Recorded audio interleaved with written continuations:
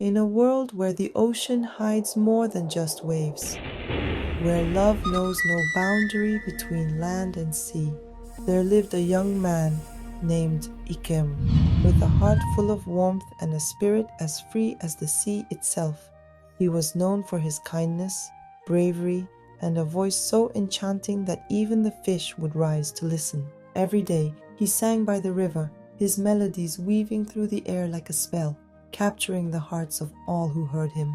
But there was one listener, hidden beneath the waves, who smiled whenever his voice echoed through the water, a mermaid named Miri. Their worlds were separate, but fate had other plans. Step into a vibrant world of African storytelling and true life narratives that echo through time. One fateful afternoon, as Ikem sang his heart out, he saw her, Miri, emerging from the river, her eyes locked with his. In that fleeting moment, the ocean whispered its secrets, and a powerful connection bloomed between them, as if the universe had brought them together. As their love story began, Ikem and Miri's bond grew stronger, defying all odds. A young fisherman's heart beats for a mysterious mermaid, and the choice he makes will change his life forever. This is not just a love story, it is a journey through the deep, a tale of sacrifice, separation, and the desperate search for home. Get ready for a fairy tale like no other. This is the story of Ikem and Miri. This is a magical tale of love, sacrifice, and mystery deep beneath the waves. A story filled with emotion, wonder, and a search for family in the unknown. Each story unfolds a tapestry of moral lessons and enchanting characters, captivating the imagination of listeners. Rooted in tradition, these tales preserve the essence of heritage while reflecting the values and beliefs of a community. The rhythmic storytelling, coupled with vivid imagery, ensures that the magic of these narratives lingers through generations. In a small village surrounded by a vast ocean, there lived a young man named Ikem. He was kind, gentle, and had a heart full of love. He was strong, brave, and had a voice that could charm anyone. Even when he sang while fishing, the fish would swim out of the sea just to listen. But Ikem had his eyes on a particular mermaid named Miri, a radiant creature who always smiled at him with admiration whenever he came fishing in the village river and sang. One afternoon, while Ikem was doing his normal daily activities, that same mermaid, Miri, came closer to him, their eyes locked. In that moment, something magical happened. They felt an instant connection, as if the whole universe had conspired to bring them together. They began talking, smiling. "I like your braveness, your kind heart, and sense of adventure." "You aren't scared of us," said Miri. "No, I'm not beautiful," Ikem replied, blushing. Ikem, on the other hand, was captivated by Miri's beauty and gentle spirit. As the days went by, the love between Miri and Ikem grew stronger. They spent hours talking, laughing, and exploring the village together. Miri would transform into her human form just to walk beside him. Ikem showed her the wonders of the human world, while Miri took him on magical underwater adventures too. Their love blossomed, and soon they decided to get married. But the Queen Mother of Mermaids had one condition. Ikem must leave the human world and live with them underwater forever. Because of the love he had for Miri, he accepted. His family was outraged. They fought, they shouted, they begged, but Ikem stood firm.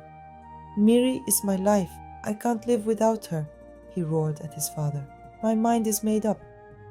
Within a few weeks, they had a magnificent wedding in the underwater world and started their family. They had 3 beautiful daughters who inherited their parents' love for adventure and the sea. The girls loved to play in the water, and sometimes they would swim up to the surface, leaping and laughing. But one fateful day, everything changed. While out fishing, Ikem's boat capsized, and he was swept away by strong currents. As he struggled to stay afloat, a strange sensation took over. Something was pulling him down into the deep. He tried to resist, but it was too late. Everything went black. When Ikem awoke, he found himself in a breathtaking underwater kingdom, surrounded by mermaids, and one of them, a stunningly beautiful woman named Jane, was by his side. She told him he had been rescued and brought to this part of the sea to recover. But Ikem was stunned. "I'm married to a mermaid, but I think this is another part of the sea," he murmured. As time passed, Jane's kindness and beauty drew him in. She wasn't like the others. Jane could transform into a human and walk on land, unlike Miri. As Ikem spent more time with Jane, he began to fall deeply in love with her. But he soon realized that Jane was not like the other mermaids. She had the ability to transform into a human and walk on land, unlike Miri, his wife. At this point, Ikem was confused. "I don't know how to trace my wife Miri and my 3 daughters," he thought. He was stranded. Where was Miri? Where were his daughters? "Please," he pleaded to Jane, "help me find my family. Help me trace my way back to the life I left behind in this water." He tried to explain to Jane's expression changed from kindness to surprise and then to seriousness. "You're married to a mermaid?" she asked, her voice tinged with curiosity. "And you have 3 daughters?" Ikem nodded, feeling a mix of emotions: hope, desperation, and fear. "Yes, my wife's name is Miri, and we have 3 beautiful daughters. I was swept away by the currents while fishing, and I don't know how to find them." Jane's face softened, and she placed a gentle hand on Ikem's arm. "Don't worry, I'll help you find your family," she said. "But first you need to rest and recover from your ordeal. You're safe now, and we'll do everything we can to reunite you with your loved ones, okay?" Ikem felt a wave of gratitude towards Jane, and he nodded, feeling a sense of hope that he hadn't felt in hours. As he rested in the underwater kingdom, he couldn't help but wonder what had happened to Miri and their daughters. Were they searching for him? Were they safe? Meanwhile, in another part of the ocean, Miri was frantically searching for Ikem. She had gathered a group of mermaids and mermen to help her scour the seas, but so far they had found no sign of Ikem. But Miri's daughters, Amma, Ada, and Aqua, were worried about their father, and they clung to their mother, asking her repeatedly if she thought Papa was okay. Miri tried to reassure them, but she couldn't shake off the feeling of dread that had been growing inside her since Ikem's disappearance. She knew that the ocean could be cruel and unforgiving, and she feared the worst. As the sun began to set on another day, Miri and her daughters continued their search, refusing to give up hope that they would find Ikem alive and safe. Little did they know that Ikem was, in fact, alive, and that he was being helped by a mysterious mermaid named Jane. As Ikem rested in the underwater kingdom, Jane began to weave a subtle spell around him. She whispered ancient words, and the water around Ikem began to shimmer and glow. Ikem, unaware of Jane's intentions, felt a strange sensation wash over him. He began to feel a deep longing for something, but he couldn't quite put his finger on what it was. Jane smiled, her eyes glinting with a knowing light. "It's time for you to return to your roots, Ikem," she said, her voice low and hypnotic. "You've been away from your family for too long. It's time for you to reunite with your parents and siblings on Earth, your human family." Ikem's eyes widened in confusion. "But what about Miri and our daughters?" he asked, his voice shaking with concern. "But you said you would help me trace my wife and children?" Jane's expression turned sympathetic, but her eyes remained firm. "They will be taken care of, Ikem," she said. "If I can't have you, then no mermaid will. Being married to a water sister isn't my business. I saved your life. You are supposed to stick with me or go back to the earth where you belong. But for now, you need to focus on reconnecting with your human family. They need you, and you need them." Ikem felt a pang of uncertainty, but Jane's words seemed to resonate deep within him.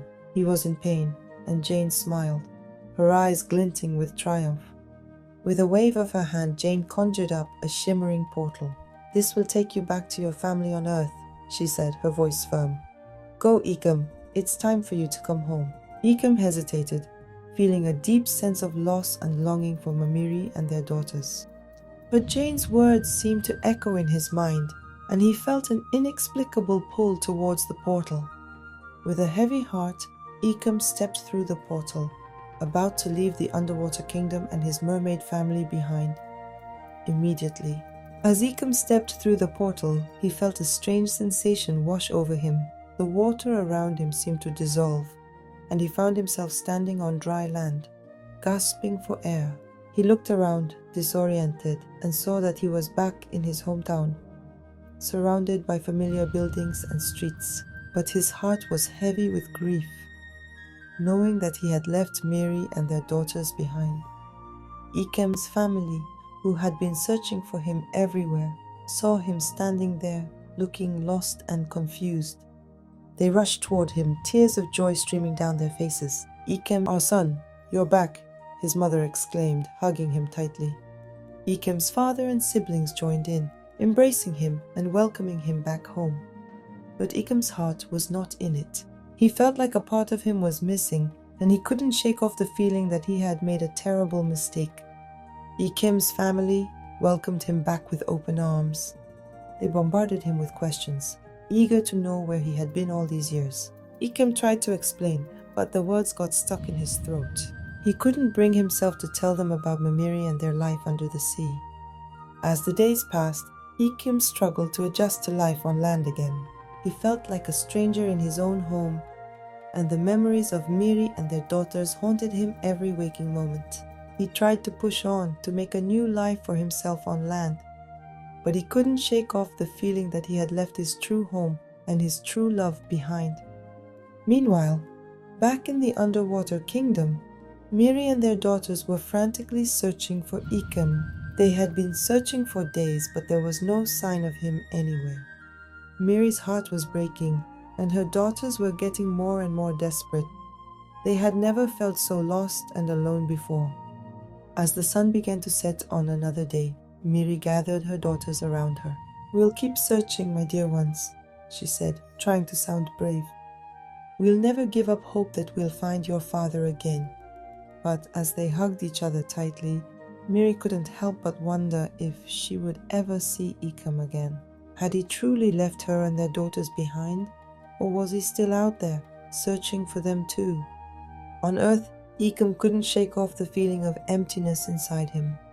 He had left behind the love of his life, Miri, and their 3 beautiful daughters. The thought of never seeing them again was unbearable.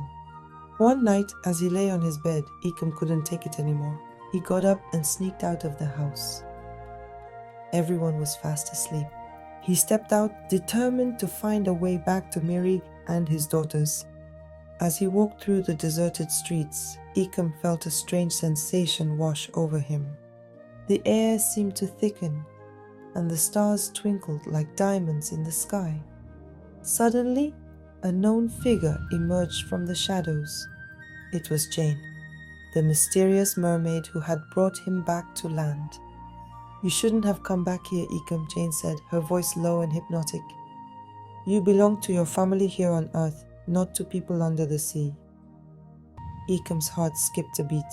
"Please take me back to my wife," he begged, his voice shaking with emotion. Jane smiled, her eyes glinting with triumph. "Very well, Eckham, but this time you'll have to make a choice. Are you ready to leave your human family behind and return to your life under the sea?" As Eckham stood there, torn between his love for Mimiri and his daughters and the temptation of a new life with Jane, he suddenly felt so confused. He looked down and saw that his legs were slowly transforming into a merman's tail. Eckham's eyes widened in shock as he realized that Jane's spell was still working on him. But to his surprise, he didn't feel any pain or discomfort. Instead, he felt a sense of freedom and joy that he had never experienced before. Eckham's mind was racing with questions. What was happening to him? Was he becoming a merman again? And what did Jane have to do with it? Just as he was trying to make sense of it all, Eckham heard a voice behind him. "Eckham, you're coming back to me." In the sea, Mimiri and her daughters continued their search. Jane, the mysterious mermaid, watched from a distance, a sly smile spreading across her face. She had been keeping an eye on Eckham, making sure he was adjusting to life on land without any issues, and about bringing him back to the sea as he requested. But as she watched Miri and her daughters, Jane's expression turned cold. She had grown attached to Eckham, and the thought of him reuniting with his mermaid family filled her with jealousy. Jane swam closer to Miri and her daughters, her presence unnoticed by the grieving family. She listened in on their conversation, her eyes narrowing as she heard Miri's words of determination. "We'll never give up hope that we'll find your father again," Miri said, hugging her daughters tightly. Jane's smile returned, but this time it was laced with malice. She knew that she had the power to keep Eckham and Miri apart, and she was determined to use it. With a flick of her tail, Jane disappeared into the darkness of the ocean, leaving Miri and her daughters to continue their search in vain. Eakham's heart skipped a beat as he remembered Jane's words. He knew that he had to resist her charms, but a part of him was tempted by the promise of a new life with the mysterious mermaid, because she was indeed beautiful. As Jane led Eckham back to the ocean, he couldn't help but feel a sense of relief wash over him. He was finally going to be reunited with Miri and their daughters, and he couldn't wait to see them again.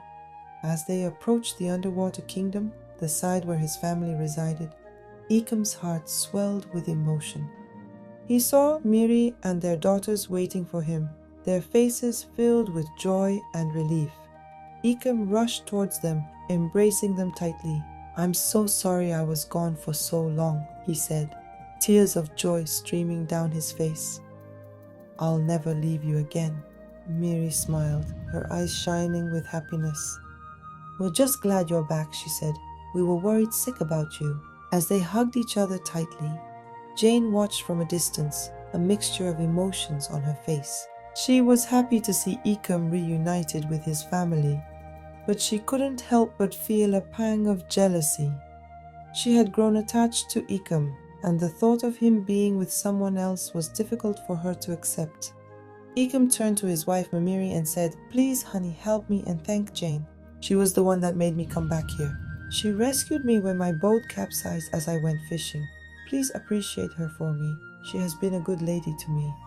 Before Miri could turn to appreciate her, Jane slipped away, disappearing into the darkness of the ocean. Eckham didn't notice her leave, but Miri did.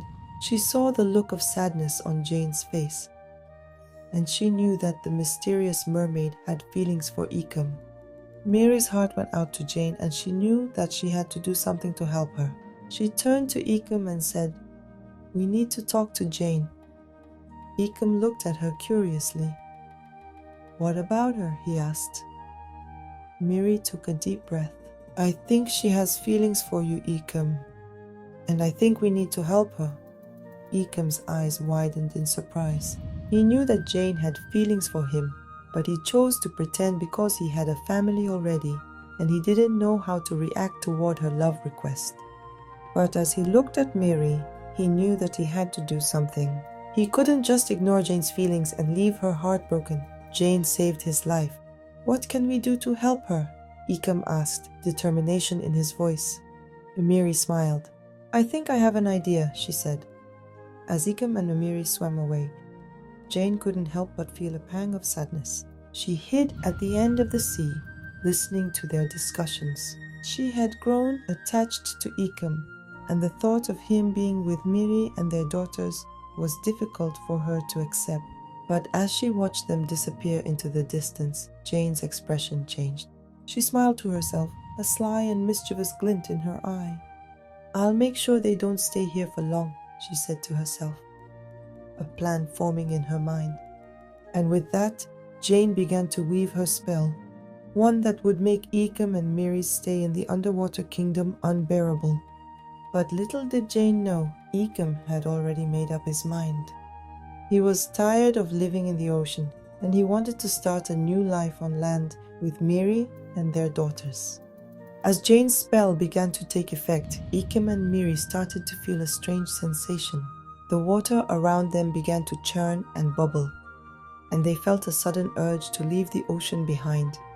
Without hesitation, Ikem took Miri and the girls, and together they swam towards the surface. As they broke through the waves, they felt a sense of freedom and relief wash over them.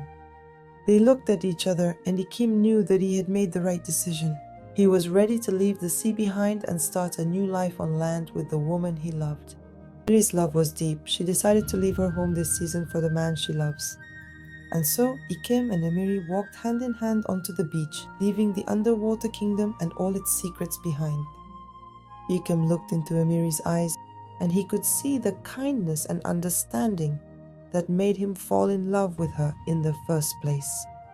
She wasn't angry or bitter about Jane's feelings. She was concerned. Miri gently held Ikem's hand. "She's not evil, Ikem. She's just hurting. And when people hurt, they sometimes make wrong decisions. But we can help her heal." Ikem nodded slowly. "I owe her that much. She saved my life." Together, they swam back toward the deep ocean, hoping to find Jane before she disappeared completely into the shadows of the sea. They searched and searched until they finally saw her sitting quietly by a coral reef, her long shimmering hair floating gently in the water, her eyes staring blankly into the dark. "Jane," Miri called softly. The mermaid turned, surprised to see them. Her eyes welled with tears, but she quickly wiped them away. "I didn't mean to hurt anyone," she whispered. "I just wanted to feel loved too." Ikem swam closer. "You deserve love, Jane, but the kind of love that's true and doesn't cause pain." Jane looked at Miri. "You're not angry?" Miri shook her head. "No. You gave me back my husband and gave our daughters their father. I can't be angry at someone who showed such kindness, even if it was mixed with confusion." Tears flowed freely from Jane now. "I was lonely." Ikem reached out and gently touched her shoulder. "You don't have to be lonely anymore. Let us be your family too. Maybe not the way you hoped, but in a way that brings peace and joy." Jane smiled weakly, a small spark of light returning to her sad eyes. For the first time, she felt truly seen and accepted. Miri swam forward and opened her arms. Jane swam into them, and the three embraced, a beautiful moment of forgiveness and healing under the waves. From that day on, Jane no longer lived in the shadows. She became a part of their world, not as a rival, but as a guardian of the sea who helped protect their love and unity. And though her heart still held a quiet longing, it also held peace, for she had learned that when selfless is the strongest magic of all, free from the secrets and magic of the underwater kingdom. As they walked further away from the ocean, "We're finally free," he replied, wrapping his arms around her and the children. As they hugged each other tightly, Ikem knew that it was time to return to his family and reintroduce them to his wife and children.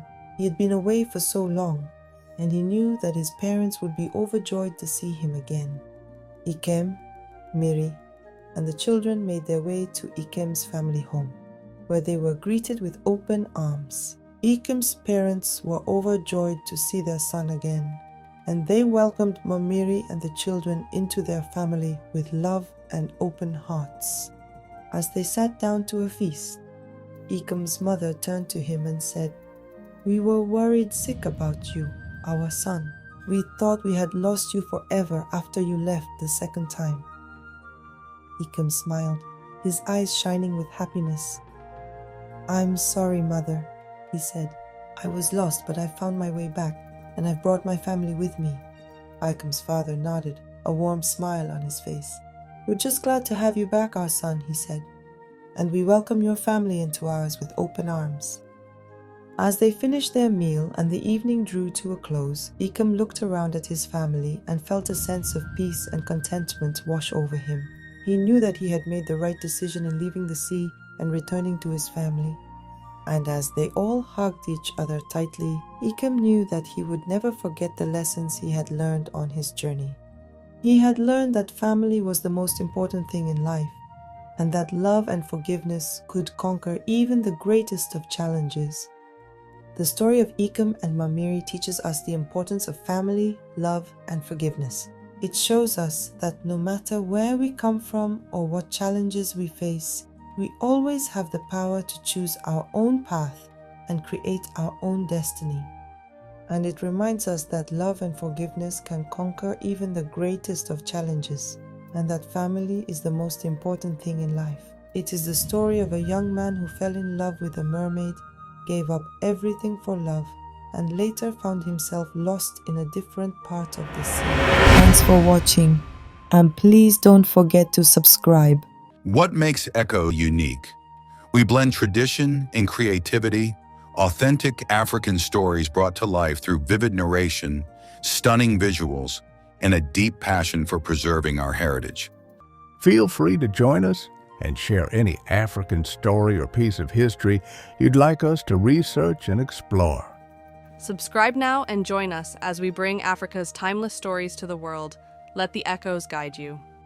Please, family, always share, like, and comment on our folk tales. And don't forget to subscribe to our YouTube channels, follow us on all social media,